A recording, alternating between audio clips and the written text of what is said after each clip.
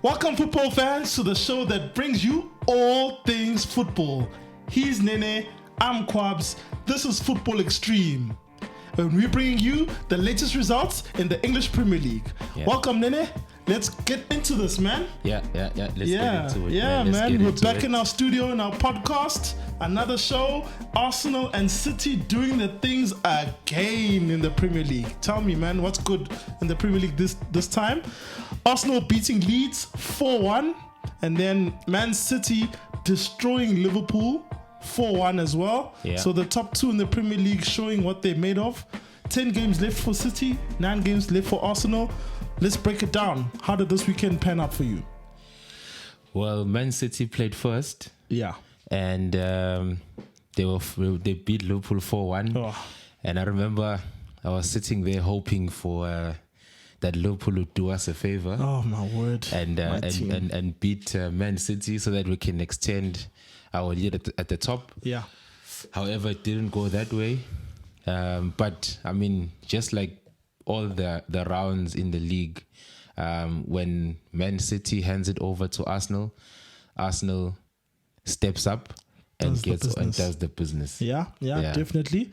And I would have thought, and myself, I thought, okay, Liverpool's doing something different here, playing at Etihad Stadium and scoring first. And here I'm thinking, yes, we scored first, we're looking good, because right up until the goal, even right up until City's goal, Liverpool were looking good. They had chances. They didn't take one or two of the other chances. But then City just seemed to step it up into the next gear. And for once, it wasn't Arsenal now that had to dig deep for the 3 points. This time, City were the ones who needed to come from behind. So what did you see about that? Because now, in my head, Arsenal in the last 3-4 games has had to battle for the 3 points and prove that they have title capacity. But now City were the ones who played first, conceded first, and then come back and have to overpower their opponents. Yeah. So what did you make of that? I mean, City have been doing this for last five or 6 years. Yeah. So they're well experienced. They were playing at home, and they knew that Liverpool was not at their best. Them sitting 8 on the log, fighting it out for Champions League. Yeah. So they went into the game with different ambitions. Liverpool targeting top 4, and Man City also. I mean, they knew that if they didn't get anything out of that game, then it was an opportunity lost. Yeah. Even though they have a game in hand, but if they didn't get those 3 points, it was opportunity lost. Definitely. And also, Man City, I mean, they had to win the game because you don't know what's going to happen in the Champions League. Everyone is saying that they got their eye on the Champions League and to hell with the league. But I mean, they don't want to get knocked out of the Champions League and then they're like 10 points behind Arsenal. Yeah. So they have to try and fight every game just so that they are in the hunt for the league, you know. Absolutely. Yeah. Because no matter what you think about City, you can always say that they are a strong team and they're going to win every game. But coming into the weekend, 8 points was the gap. If they slipped up against Liverpool with their focus split with the Champions League and the league, if it goes any higher than 8 points with 9 games and counting to go, with Arsenal already having one less game to play, you can almost give Arsenal the league. Just make sure they don't slip up in their game against City on the 26th of April. So you got a point. City really needed to put a marker down. Everyone thinks that they got their split focus and they might be going for Champions League, but trust me, these guys want to win the league. They've been winning the league, and if they were tired, they would have stopped winning the league about 4 years ago. But I was impressed mostly with Jack Grealish. He seems to have stepped up a lot. He's playing regularly, and I think it's working in his favor. And he's literally just cemented his place in the starting 11. And it looks like he was the key man yesterday. He deserved a goal. He's one player in that squad that has improved a lot from last season. Yeah, and you would have thought they would have struggled without Erling Haaland, because nobody knew whether he was going to play with that injury that he had. Pep Guardiola also was a little bit secretive about whether Haaland will play or not.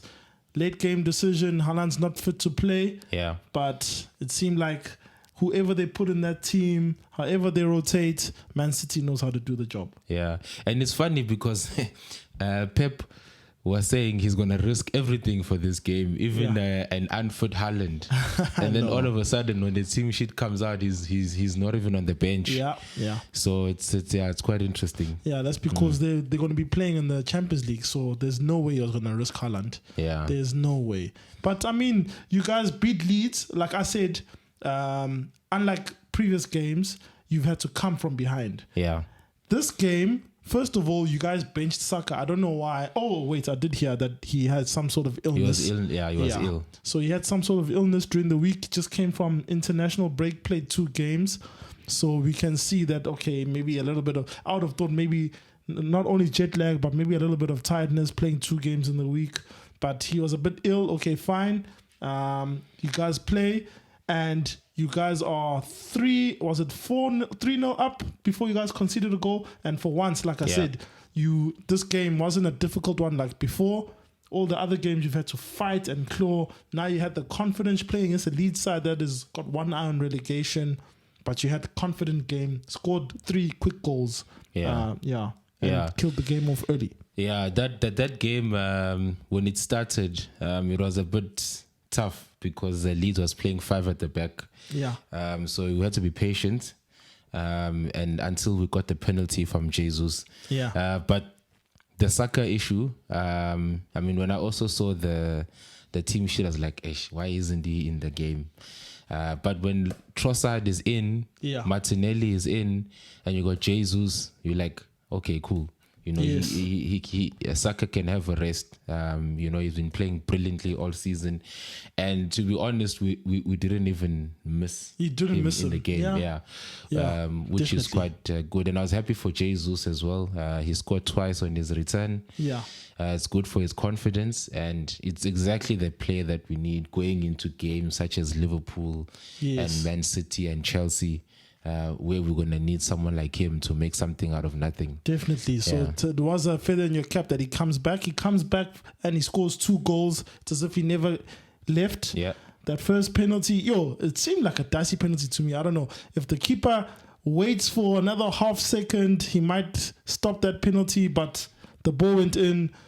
Jesus gets his confidence back, 2 goals on his return. And now it's as if he never came back. He got that extra player. And now you're moving forward. Yeah. So you're talking about games moving forward now. And so let's look at that focus now. So Arsenal's next 4 games. So I don't know how you want to slice it, but okay, next 4 games, 3 games away. Yeah. But I mean, Liverpool, right after being thrashed by City, is your next first game up. You're playing at Anfield. You haven't had a good time at Anfield in the last couple of years. Then it's West Ham away, but it's a London derby, so that's a tough game. But West Ham are in the relegation zone, 19th at the moment. Yeah. Southampton, 20th. You're playing Southampton at home, so you're playing 2 away games first. And then it's the big one. Man City on the 26th. So for many of us, we think that's the title decider, especially after that with only probably about 4 or 5 games left. If you guys can collect at least 9 points out of those 3, I think it's job done for you guys. But that's your next 4 fixtures. Liverpool away, West Ham away, Southampton home, Man City away. What are you looking at in terms of points to be collected there? Liverpool away is going to be a tough one. I think the last time we won there was like over 10 years ago. 2012.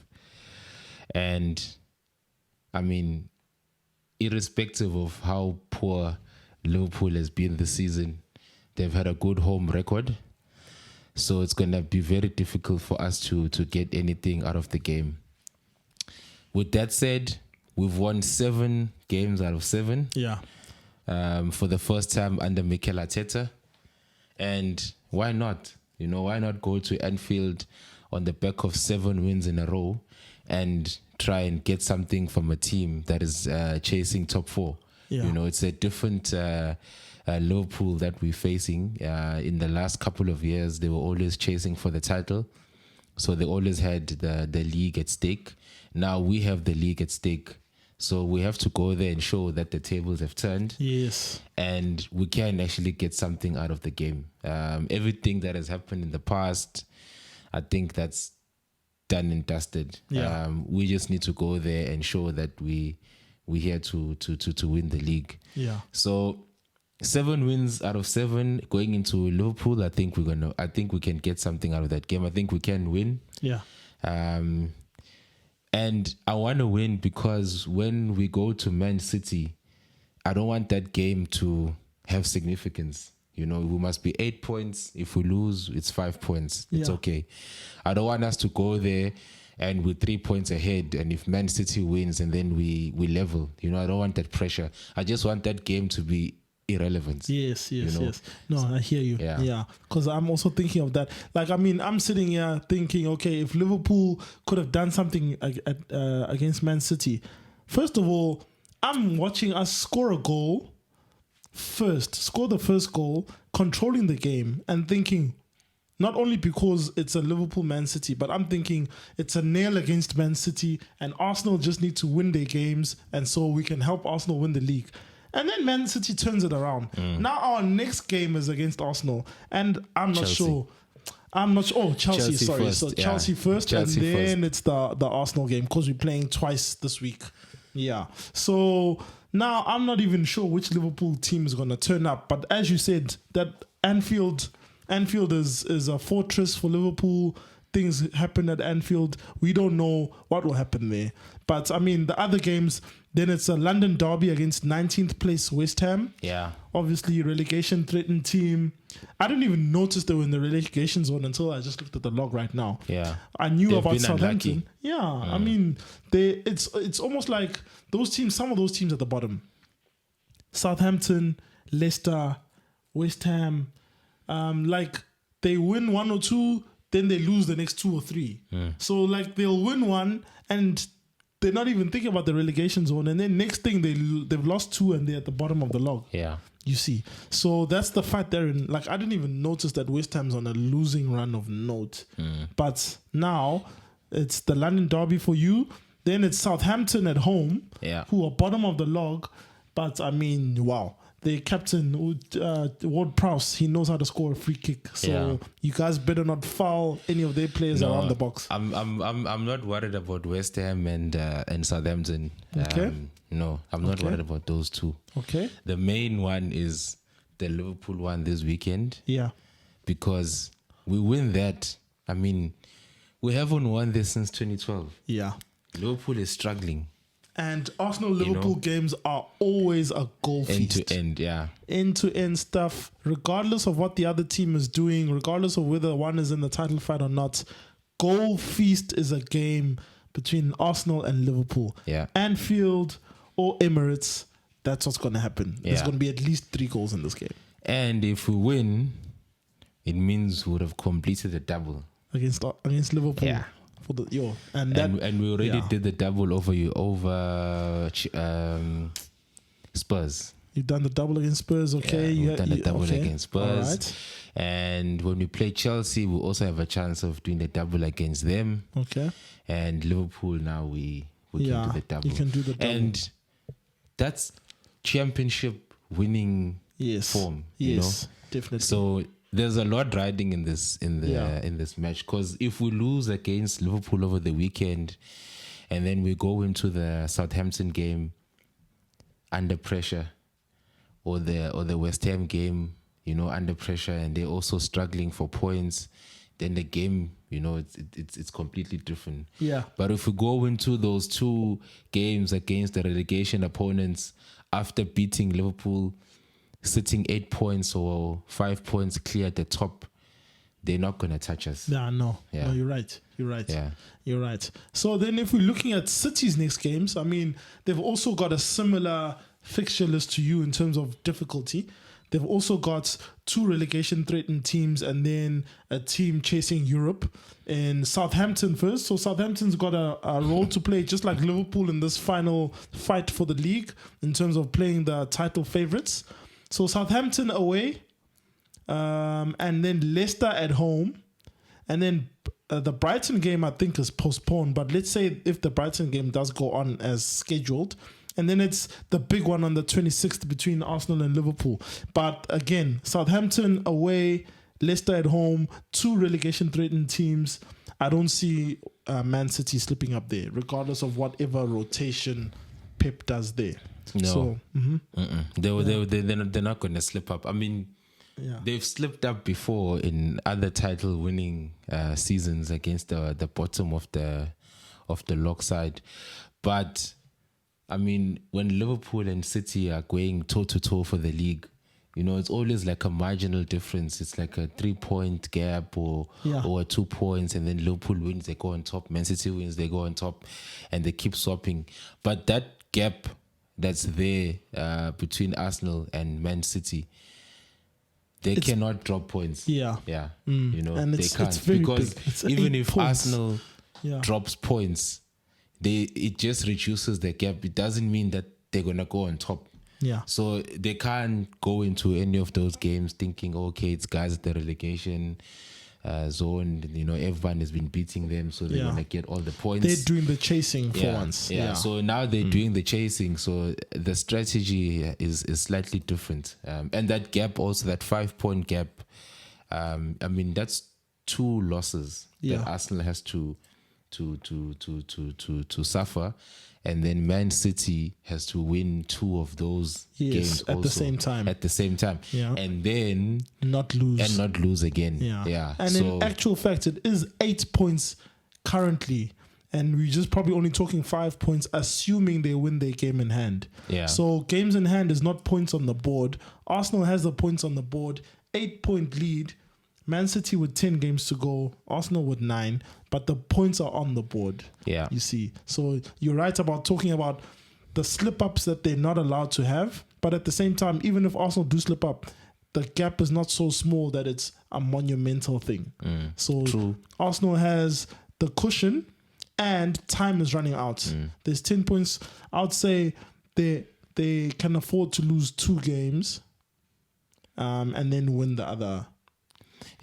Win the other 5 or 6? The only issue is that Arsenal has tougher games coming up compared to Man City, as you said. But now, I mean, is playing West Ham or Southampton tougher than playing Liverpool or Chelsea or Spurs? They've all got something to play for. Yeah, they've got something to play for. So now it's like Arsenal has a tougher games when you look at the teams that they're playing. And then Man City sort of has easier games if it was maybe the first 10 games of the season. But now it's the last 9 and the teams that they're playing against are fighting for relegation. So it just changes the significance of the game. So a team like Southampton, a team like Leicester, a team like West Ham, they could all still have something to say about the title run-in and where the Premier League trophy goes at the end of the season. So let's see. I mean, waiting with bated breath. My personal pick, and Liverpool is out of it, and that hurts me, but I am rooting for Arsenal to do the job. So actually, Liverpool, just throw the Arsenal game. It doesn't matter. We're not going to get into the top 4 anymore.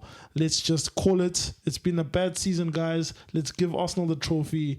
It's fine, guys. It's fine. Let's just make sure Man City doesn't win another league trophy this season. Let's please, man. Yeah. So on let's shift focus now from 2 teams vying for the title to 2 teams that should have been vying for the title but are now like in mid-table, not even fighting for European places. Mathematically, they could still fight for Europa League or Conference League, but I doubt that's even in their ambition. So the guys I'm talking about is Chelsea and Liverpool. So we've already spoken about how Liverpool lost to Man City and how they've got an Arsenal game. But Chelsea just lost to Aston Villa. Yeah. And the signs at Stamford Bridge this weekend on Saturday, I mean, they were being booed off the pitch after the game ended. Yeah. Look, I didn't see that one. Yeah. That one coming. Yeah. They were playing at home. Yeah.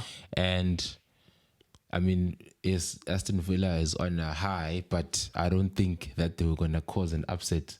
Yeah. I was shocked when I saw the scoreline. I was like, nah, it can't be. And if you look at, I mean, they had the full team. You know, your Felix, your Enzo Fernandez, Koulibaly's. Yeah.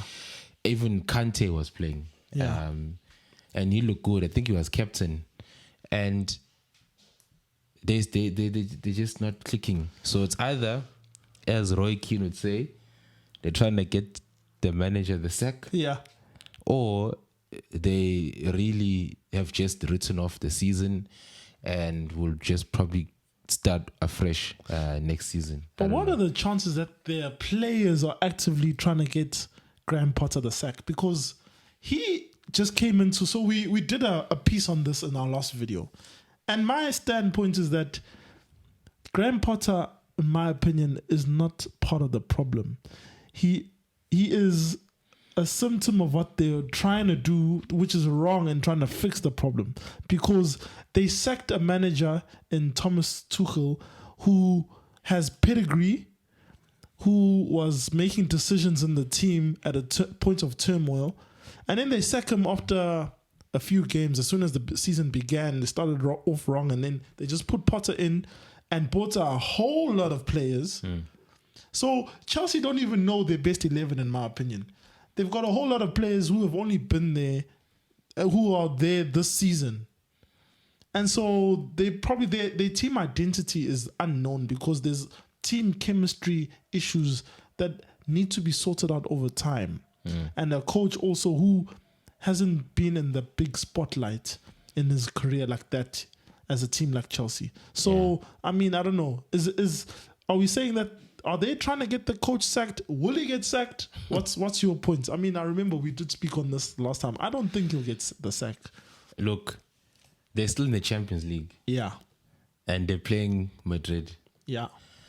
If he gets knocked out of the Champions League, he's gone. Guaranteed. There's no way they're going to keep him around. I mean, they 11th. Yeah, they 11th on the log following the defeat to Villa. Yeah. So what are they playing for? Nothing.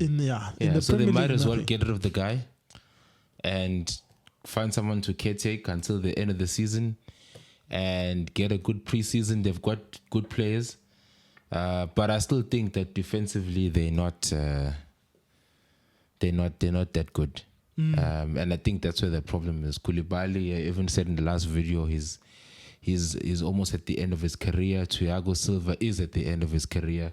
And you can't have those two as your senior centre backs, especially in the Premier League. And these guys don't really have Premier League experience. You know, Koulibaly only came beginning of the season. And Thiago Silva came in the beginning of last season. Also towards the end of his career. Cucurella also came this season. Cucurella is okay because he's not playing centre back. You know, like your Van Dijk and your Konate, you know, those type of players. Been there, so they don't have centre backs. You know, and that's gonna, if they don't address that issue, there's nothing wrong with them going forward. I mean, they've got like good players, good midfield and everything. But I think defensively is what's letting them down, Chelsea. And also they're not scoring. They're not scoring goals. They're not scoring goals. What's his name? Kai Havertz. Is he a striker? Is he a winger? Do they know what they want from Kai Havertz? He's not a striker because even when they won the Champions League with Tuchel, he wasn't really a striker. They were just playing like what Man City was playing, like a false nine and you know, plays all around, changing sides and stuff. So he was never really what's that guy? Lukaku. Like Lukaku was when he was at Inter, like when he was at Everton, that kind of thing. So, and then looking at Chelsea now, I mean, what do you think? Like you talking about the fact that if they lose in the Champions League, that they're done. What look at what they're currently doing in the Premier League. They're sitting at 11th on 38 points. Do you think they're going to try and get into Europe? They're going to looking at Europa or Conference League? Do they even care? No. Well, they can try and get into Europa, but I think there's too many teams that are already in there, like your Brighton, Newcastle. Yeah. Well, Brighton and Fulham, they could still, slip away. Yeah. But Newcastle especially. And then they also have to get over Liverpool. Yes. And then there's also Tottenham there. So I don't think Europa League is achievable. And I mean, there's only like 8 games or 9 games left. That's not enough for them to make that push. Because they've dropped too many points. And every one of them would have to drop points. Yes. So you need Spurs, Brighton, Liverpool, Newcastle, Brentford, all to drop points way more, and Chelsea to win out all the way to the end of the season. Yeah. So Chelsea fans, it's not likely. Yeah. Yeah. I think next season maybe they've won the league before where they've only been focusing on the league. I think it was with Conte, where they were not in the Champions League. And they were just focusing purely on the league, and they won it. So they've got the players. So next season, I'm sure the agenda is going to be winning the Premier League. Yeah. If they can find out who in their team must play where, and find out who their best team is, first of all. And if they don't sack the coach and need to start the season again, with the coach trying to figure out his team. So that's the thing. So Chelsea fans, I'm not sure. The outlook here on Football Extreme for your team, Champions League is probably not going to happen next season unless you pull a miracle and beat Real Madrid and go on and win again, which I'm not sure. Real Madrid seems like they're the team with miracles in the Champions League, so let's see. Yeah. But again, the other team who's struggling for form and just struggling to even think about top 4, Liverpool, who we've already spoken about. Again, there's another team where they were winning games. They were winning. And then somehow with this City game, maybe it's just that it's City, but they had about 4 or 5 clean sheets running up to last week. And then this week now, drop points last week, now again, dropping points again. This time a heavy defeat. And now Liverpool is sitting in 7th spot behind the likes of Newcastle, behind the likes of Spurs, with a big gap to the 4th spot. So what's your outlook on them? I mean, there's still... Liverpool have played... 29 games. Yes. They still have a chance at getting into the Europa League. I'm not so sure about top 4. Maybe they could, because Spurs seem to have, I don't know. It doesn't look like they want the top 4. So I don't know. I don't know what's happening there. But there is some time for them to catch up. But I mean, if they're playing against Chelsea in the week and they don't get anything out of that game, and then they're playing against Arsenal in the weekend, they don't get anything, then I mean, even Europa League would be unattainable. Yeah, it won't be. So I'll correct myself there. Liverpool has played 27 games, sitting on 42 points. So the gap between Spurs and 4th, who are on 49, and Liverpool on 42. So that's 7 points, with Liverpool having a game in hand on Spurs. But again, games in hand is not points on the board. Spurs sit in 4th, way ahead. 7 points ahead. So a lot of work for Liverpool. With Arsenal to come, with Chelsea to come, and still all these other games. The one thing they can say is that they're not going to have Champions League distractions or Europa League distractions. However, neither do Spurs, neither do Newcastle, neither do Brighton, neither do Brentford. So there we go. So again, Liverpool also not looking too comfortable, not looking too strong. But which of these two managers? I mean, you're not hearing a lot of chatter. You're hearing so much about Graham Potter from Chelsea fans, from outside of Chelsea fans. Everybody's speculating about when this guy's going to get the boot. But it doesn't look like Chelsea board is going to give this guy the boot. But Liverpool does not look the same in terms of Klopp looking like he could get fired.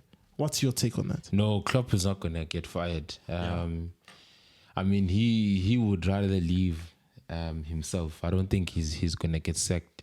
Okay. And this season, it hasn't been like a dismal season. It's just some of the upsets that happen in a season happen too often, you know. Okay. So you can lose a game to Brentford or lose a game to Southampton. You know, it's fine. I mean, it's like 1 or 2. But I think this season there was too many games against the smaller teams that you guys lost. Yeah. There was just too many upsets. Points. Too many drop points, and then it just slipped away. Yes. Until you find yourself in 8th spot.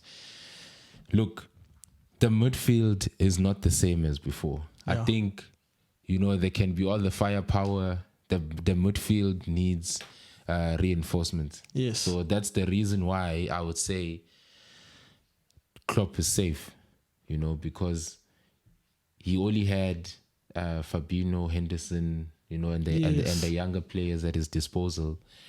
And it hasn't worked out. So I think in the summer he might be looking at getting in some midfield players. Yeah, so that's what he's one. It's that. more of squad as opposed to his tactics or him personally, as opposed to Graham, where we're not sure because he doesn't have a track record at Chelsea. So we're not really sure whether it's him or it's the players. The players are new. He's new.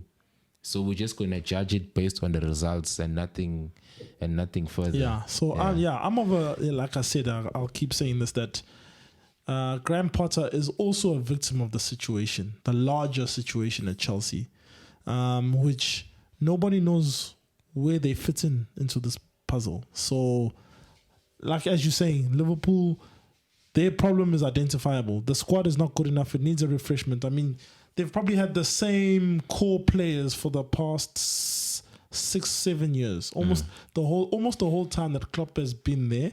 It's been Salah, Mane, Firmino, Henderson. Fabinho was there before Klopp came. Van Dijk came in, I think, just as Klopp arrived, or maybe I'm trying to remember. His first season. Yeah, I'm trying to remember when Van Dijk was transferred. Yes, I think Van Dijk came in probably first or second season that Klopp was there. So the vast majority of the Liverpool core team that has been winning has been the same. They're getting older, and you haven't really been filling the cupboard, let's just say, in terms of just getting reserves, bringing in the new kids. There's been the Harvey Elliott's, there's been the Curtis Jones, there's that Buttigieg, I can't remember how you say his name. The young players coming in, but that's only a few. And you don't have enough of the headline guys sitting on the bench, stepping up when the front three are not scoring, when when Jota gets injured. But again, Liverpool also has that issue in terms of just squad replenishment. Let's just hope it doesn't take 2 years, 3 years, 5 years. No, it won't. I don't think it's going to take that long. I think next season, I mean, they've conceded 33 goals in 27 matches.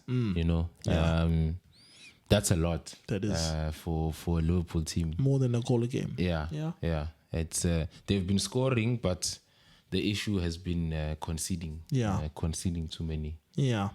So, ladies and gentlemen, we've been talking a lot about the title chase. Arsenal favourites running amok at the top of the log, 8 points ahead of Man City. Man City demolishing Liverpool 4-1. Arsenal doing the same against Leeds United. There's the big clash coming up on the 26th of April between Man City and Arsenal. So many feel that's going to be the title decider. Let's see. Football Extreme is going to be covering a lot of this action. We're going to come to you with who wins the title. We're going to come with more predictions. We're going to have fans on the show. There's a lot coming. So stay tuned. Subscribe to our channel and stay tuned for more Football Extreme. Nene, any parting words from your side? Beat Liverpool, and you have one hand on the trophy. That's it. Yeah. Yeah. That's Liverpool my parting is now shot. the lamb to the slaughter, and I am actually taking it. I'm taking it. No, it's fine. I'm happy. Sundowns won the PSL, so I'm happy. The South African League has been won by my team. I'm good. Ghana is almost qualifying for AFCON, so I'm good. Bafana qualified, so I'm happy. So Liverpool, just lie down for Arsenal. Please do us a favor and make sure Man City do not win the league. So football fans, stay tuned to our next episode. We will be seeing ya. It's Chow from the Extreme Team. Sharp.